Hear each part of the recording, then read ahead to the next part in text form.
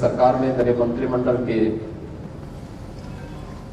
वरिष्ठ सहयोगीगण, उप मुख्यमंत्री द्वय श्री केशव प्रसाद मौर्य जी, इस कार्यक्रम के संयोजक उप मुख्यमंत्री श्री ब्रजेश पाठक जी, प्रदेश के अध्यक्ष चौधरी भूपेंद्र सिंह जी, मंत्रिमंडल के मेरे सभी सहयोगीगण, मान्य जनप्रतिनिधिगण, समाज के अलग अलग क्षेत्रों का हमारा यहां पर नेतृत्व वर्ग आया है, ऐसे सभी उपस्थित महानुभाव,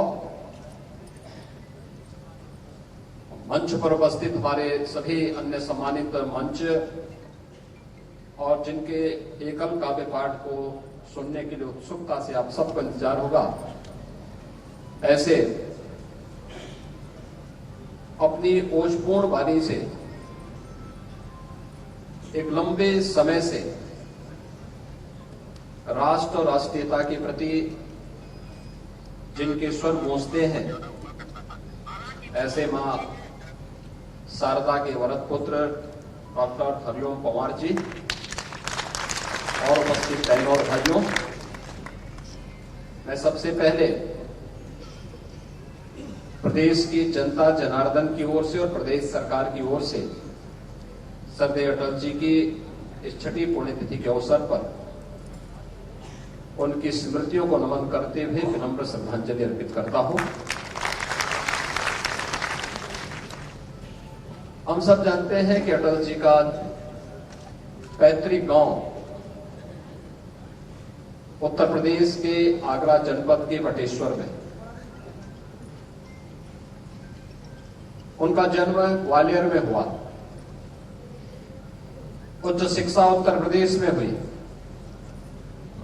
और कर्म भूमि के रूप में सार्वजनिक जीवन की शुरुआत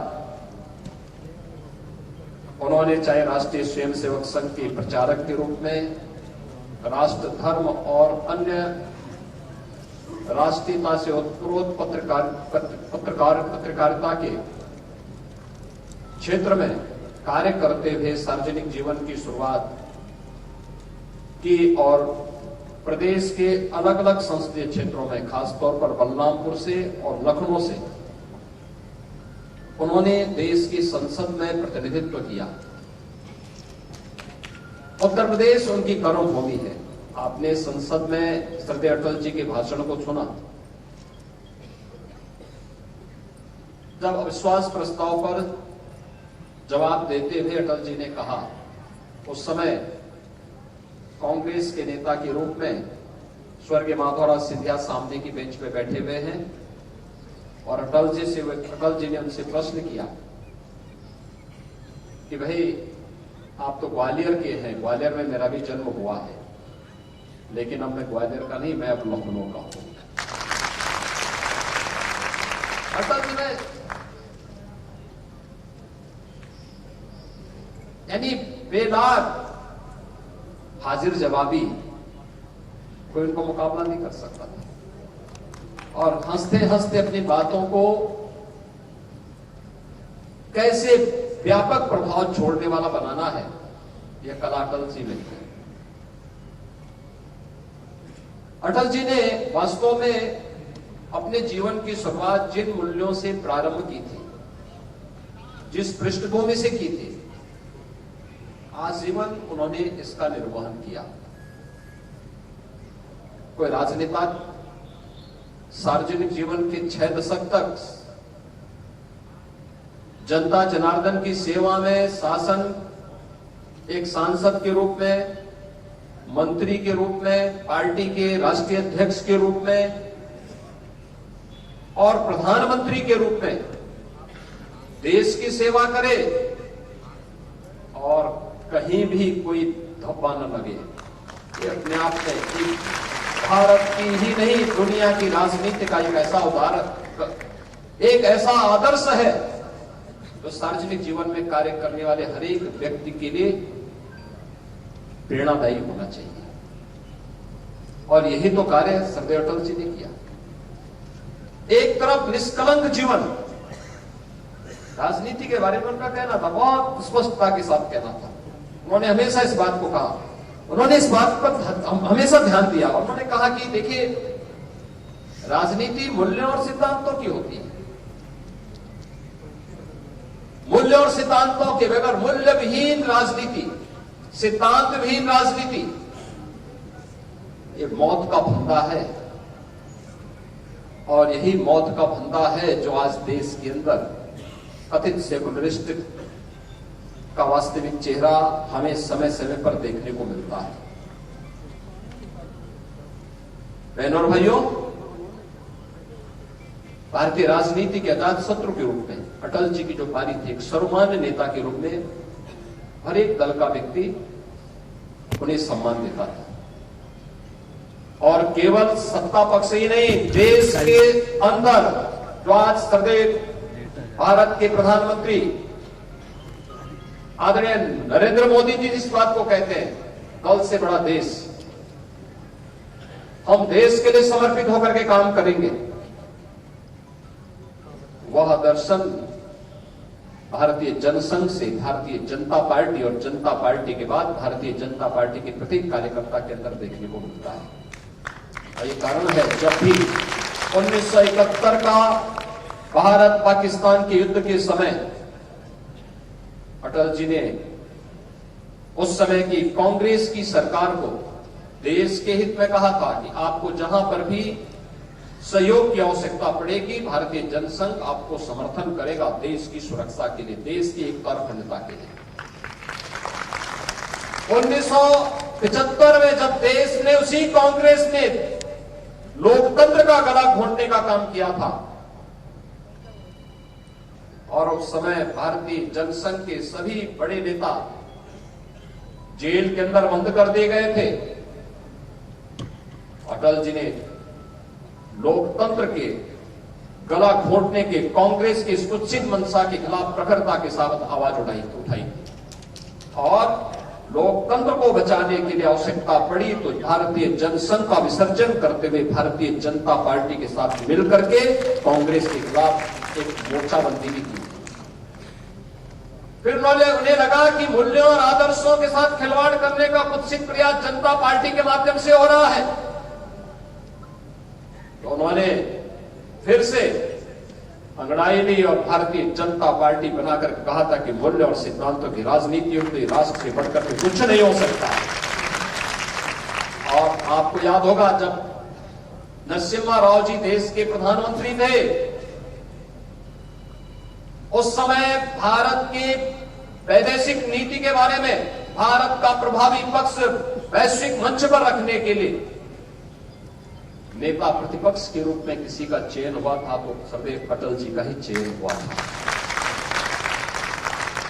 अटल जी राजनीति के अजात शत्रु के रूप में, इस रूप में मान्य है।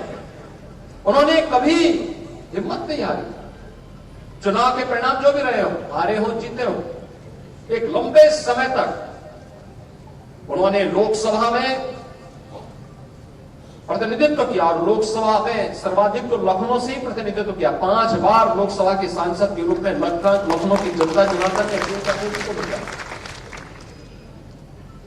बलरामपुर से थे, नई दिल्ली से थे, ग्वालियर से थे, अलग अलग जगहों से उन्होंने देश की संसद में प्रतिनिधित्व किया। राज्यसभा में भी 2 बार थे। एक लंबे समय तक उन्होंने देश की संसद में रहकर के देश की जनता जनार्दन की अमूल्य सेवाएं की, लेकिन अपने मूल्य और आदर्शों से कभी विचलित नहीं हुए। कठोर से कठोर बात को भी कितनी शालीनता के साथ कहना है, यह उनको उनके वक्तव्यों के माध्यम से हम सब देख सकते हैं। और उनकी कविता भी देश और समाज के लिए उसी प्रकार की शाश्वत कविताएं बन गई। किस रूप में वे कहते थे, आज भी आप देखते होंगे जब उनकी कविताएं, जब कविता सवे अटल जी की कविताओं का यहां पर फाउंडेशन की ओर से पाठक जी ने यहां पर उसके कुछ वीडियो क्लिप्स दिखाए, उनका गायन और किस भाव के साथ गा रहे हैं, ऐसे लगता है एक जीवंतता उसमें लगती है, एक शाश्वतता उसमें नजर आती है। बहनों और भाइयों, भारत के बारे में अटल जी का जो वक्तव्य है, और मैं कहता हूं कि हर भारतवासियों को पढ़ना चाहिए। मैं आज देख रहा था, उन्होंने कहा था भारत एक जीता जागता राष्ट्र पुरुष है। भारत जमीन का टुकड़ा नहीं, एक जीता जागता राष्ट्र पुरुष है।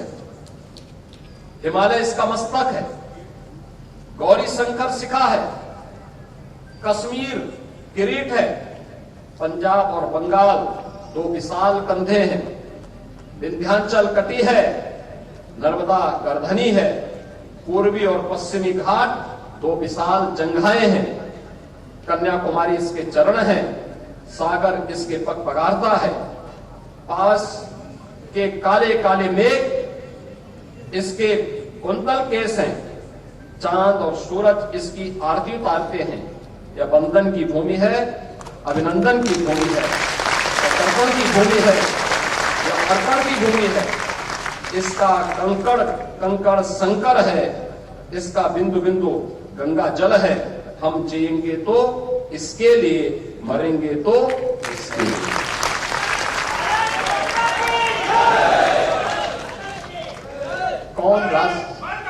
कौन राजनेता बोल सकता है इस प्रकार के शब्दों को? और इसीलिए आज जब श्रद्धेय अटल जी की 6ठी पुण्यतिथि के अवसर पर हम यहां एकत्र हैं, उन्होंने कहा था आदमी को चाहिए कि वह जूझे, परिस्थितियों से लड़े, एक स्वप्न टूटे तो दूसरा गढ़े, एक पांव धरती पर रखकर ही पावन भगवान ने आकाश पाताल को जीता था। धरती ही धारण करती है, कोई इस पर भार न बने, मिथ्या अभिमान से न तने। यही श्रद्धेय अटल जी का संदेश है हम सबके लिए। और मुझे लगता है सार्वजनिक जीवन में कार्य करने वाले हर व्यक्ति के लिए एक बड़ा आदर्श अटल जी ने छोड़ा है। अगर हम तनिक भी उससे प्रेरणा प्राप्त कर ले तो बहनों और भाइयों, भारत का लोकतंत्र भी सुरक्षित होगा, भारत की एकता और अखंडता को भी कोई चुनौती देने की मुद्रा में नहीं खड़ा होगा, भारत एक होगा, भारत श्रेष्ठ होगा। और प्रधानमंत्री मोदी जी की भावनाओं के अनुरूप 2047 में भारत दुनिया की सबसे बड़ी ताकत के रूप में भी उभर करके जाएगा। आज के इस अवसर पर मैं श्रद्धेय अटल जी की 6ठी पुण्यतिथि के अवसर पर उनकी स्मृतियों को सादर नमन करता हूं। फाउंडेशन को इस कार्यक्रम के लिए हृदय से धन्यवाद देते हुए आज यहां पर ओजपूर्ण वाणी के माध्यम से अपनी कविताओं को एकल काव्य पाठ के माध्यम से आप सबको जोड़ने के लिए यहां पर आए हैं श्री हरिओम पंवार जी, मैं उनका हृदय से अभिनंदन करता हूं। जीवन का एक लंबा समय, मुझे लगता है कि उनको भी कविताएं सुनाते सुनाते लगभग 6 दशक तो हो ही गए, और 6 दशक के अपने लंबे कालखंड में वे भी लगातार अपनी लेखनी के माध्यम से, अपने ओजपूर्ण कविताओं के माध्यम से न केवल लोगों का मनोरंजन करते हैं बल्कि राष्ट्रीयता का भाव भी पैदा करते हैं। इस अवसर पर उनका भी हृदय से स्वागत करता हूं, अभिनंदन करता हूं। धन्यवाद। जय हिंद। बहुत बहुत धन्यवाद माननीय मुख्यमंत्री महोदय। और अब मैं श्री नीरज सिंह युवा